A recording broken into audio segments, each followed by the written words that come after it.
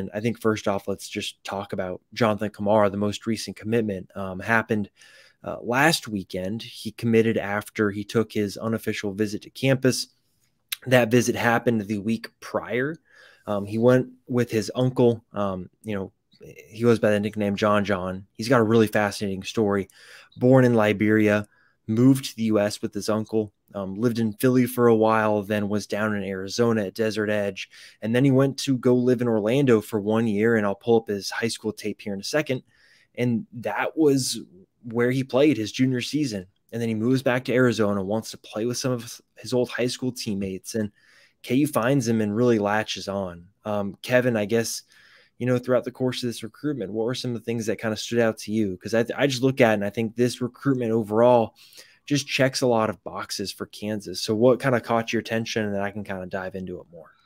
Yeah, I think Kansas is really looking for traitsy guys, it feels like, in this class. They want to get the guys who have length that they can develop, especially along the offensive and defensive lines. You're seeing that they're looking for guys that have speed and sort of those times and things like that. And we've talked about it before on this podcast. This is a really good developmental staff.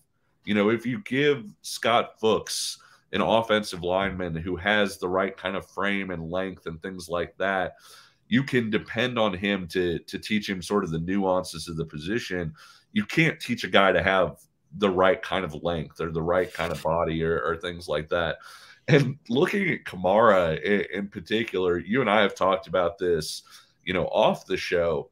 He's got hilarious tape, because you look at a guy who is going to play linebacker at Kansas. I would see him plugging into, Craig Young's spot at that Hawk spot. And he's playing cornerback in high school. And when I say that, a lot of people will say, oh, you mean like a nickel safety or a nickel cornerback spot? No, Michael, this guy is playing flat out on an island as an outside cornerback at 6'4" and 210 pounds. What do you like about Kamara? Yeah, I think it's just that, right? I think the versatile skill set. You look at what Craig Young has brought to kind of that hawk position, and so much of it, for me at least, I look at it and say, what exactly does Kansas want there? Well, they want a guy that can play in the box, right? Help stop the run, and then a guy that is athletic enough to go cover in space. And I think you mentioned the island part of it. I think Craig Young was put out on an island a lot, last year. I think that'll continue this year. And I think when you look at Kamara, the fact that he's got this background where, he was, he just kind of has kept growing, right? Kind of like 5'10" a couple of years ago, and it just kind of kept growing into being this 6'4" guy that's got long arms. He's 210 pounds right now, but if you look at the photos of him from the visit, wearing the shoulder pads and wearing the uniform, you just see how that could fill out over the course of kind of his first 2 years in the program. And I just look overall and you say, okay, he's got the background of playing corner, so he knows how to play in space and be comfortable there.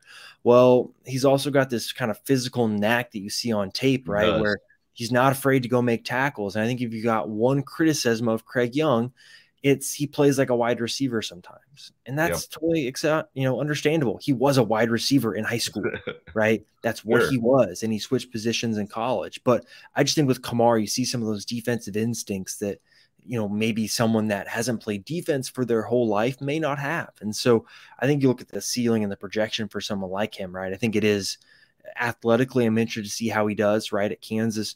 The track times aren't great, but I got pushback on that when I wrote about it. People kind of mentioned that, hey, look at kind of the catapult miles per hour times. And he was at about 19.5 miles per hour this spring, which is pretty good for a high school senior. So really fascinated to see athletically where he ends up being at Kansas. But I think in terms of frame, the IQ, I think personality-wise too, getting to talk to him, just a really high character guy. So I think overall it's a really big addition in terms of the skill set and fitting a very specific position on that Kansas defense, right? This isn't saying, oh, he's going to play corner or he's going to play defensive end, like nothing against those players, but it's not necessarily the most complex position. Well, this is. And so I think that's huge. And look, I think the way the recruitment played out, I think shows how good of a job Kansas did recruiting him. You look at someone being from Arizona, right? Granted, background elsewhere in his life, but lives in Arizona. Arizona State offered him the day he was traveling to go to Kansas. So did Washington. And those are two West Coast schools, right? closer to where his uncle lives right now. And so you think, okay, maybe this will cause, maybe some pause. Maybe he won't decide to commit to Kansas now. Well, what does he do? And he decides to commit on the visit. I think that just speaks to the relationship Jordan Peterson has with them. I think just the job Kansas has done recruiting the high school